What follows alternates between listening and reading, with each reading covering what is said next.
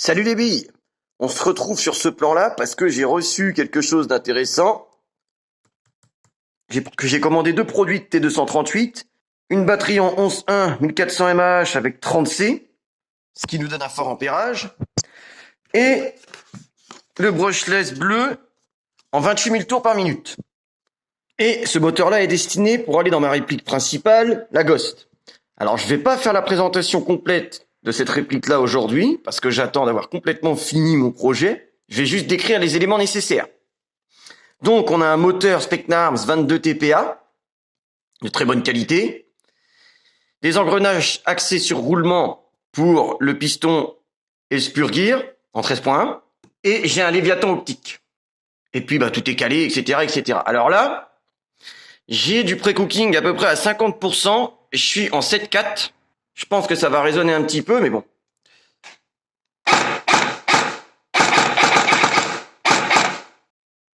Donc si je mets la 11.1, concrètement, ça me donne plus de pourcentage de pré-cooking et du coup un tir plus instantané. Mais si je règle le pré-cooking avec plus de pourcentage avec la 7.4, ça fait pareil. Bon, je viens d'ouvrir l'application. Donc là, les gars, j'ai pas d'active braking et je suis à 9% de pré-cooking. Alors je dis 9% sur l'application. Et moi j'entends par là 50% par rapport à la course du piston.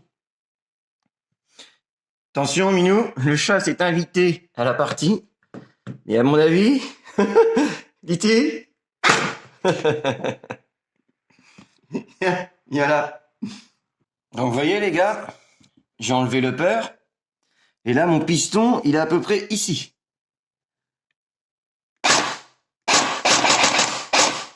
Honnêtement, je pourrais faire comme des petits malins, augmenter et avoir encore plus de réactivité. Il n'y a pas de souci. On va mettre déjà à 20, à 15. Hop. On monte à 20.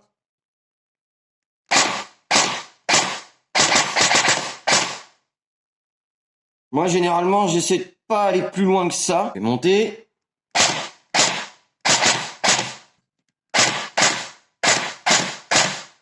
Je suis à 30 là.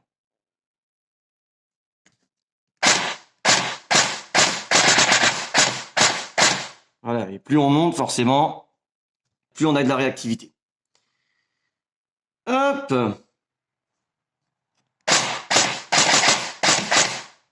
Je vais enlever la totalité pour qu'on voit ce que ça donne.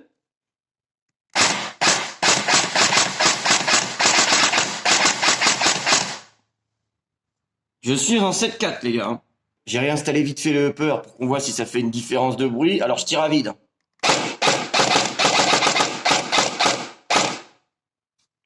Voilà.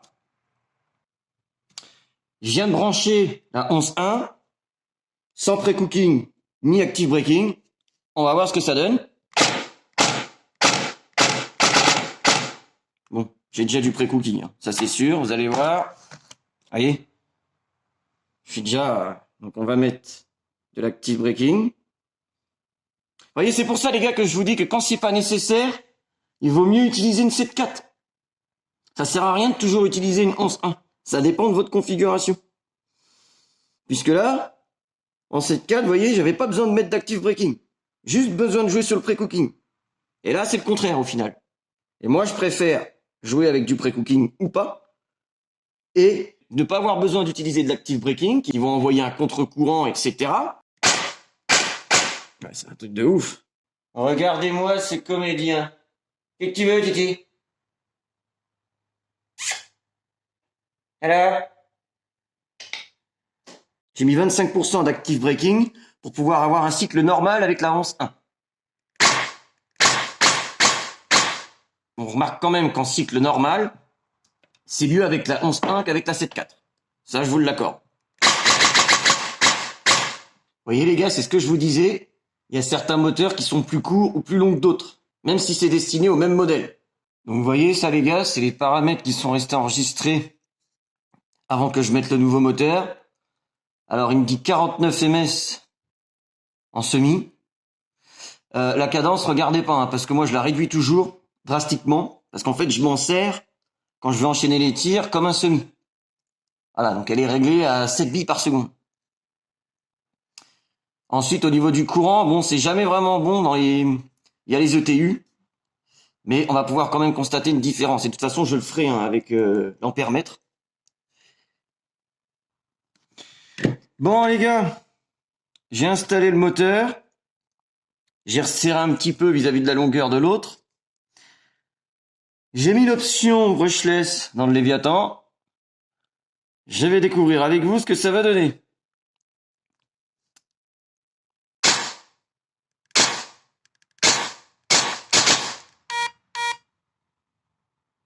Ok. Bon, ça marche fort quand même. J'ai pas l'impression qu'il y ait de pré-cooking. Et je suis en 7.4. Hein. En gros, en 7.4, j'ai l'impression d'être dans l'ancienne configuration avec la 11.1. Sans pré-cooking. Ah, c'est rapide. Dire que c'est plus silencieux par rapport à la 7.4 et au 22 TPA, oui. Par rapport à la 11.1, non. Et c'est ultra réactif, quoi. Alors les gars, là la différence. On va essayer avec le pré-cooking. 5%. Ok. 10. Je sais pas si ça marche.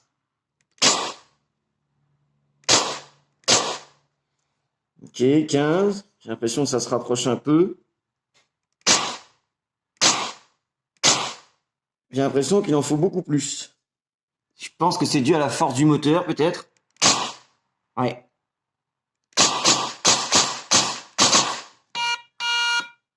Ok.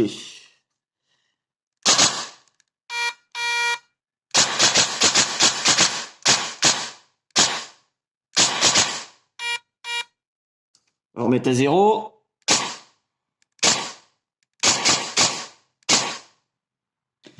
Je viens de brancher la 11.1, les gars. On arrive ici en pré-cooking. Et là, on peut pas utiliser d'active braking, donc... ça me fait même limite des doubles cycles, quoi. Donc, c'est trop puissant. Il faut de la C4.